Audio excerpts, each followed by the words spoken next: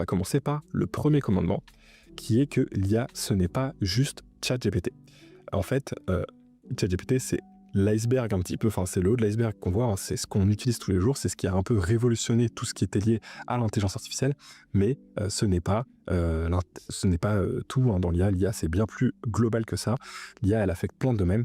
On a par exemple AlphaFold, qui est une IA qui est dédiée donc à la génération à la compréhension plutôt de comment les molécules de protéines se plient, qui a permis vraiment de révolutionner la biologie et la médecine, et qui est en train vraiment aujourd'hui de permettre énormément de choses, hein, en recherche.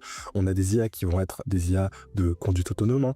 On va avoir des IA qui vont être dédiées à la transcription, donc la conversion d'audio en texte. On a des IA qui vont être dédiées à la vision par ordinateur pour détecter des images.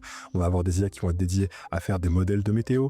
On va avoir tout un tas d'IA très variés qui sont déjà aujourd'hui utilisés, qui étaient déjà utilisés avant ChatGPT, hein. Parce que c'est juste que forcément on n'en parlait pas forcément, mais voilà, c'est pas juste ChatGPT, donc c'est l'impact, hein, il n'est pas juste lié à l'impact que ChatGPT a sur nos vies, mais il est bien plus grand que ça, puisque l'intelligence artificielle, elle permet beaucoup plus de choses que simplement avoir un accès à un chatbot. Donc là, je vous ai partagé quelques exemples.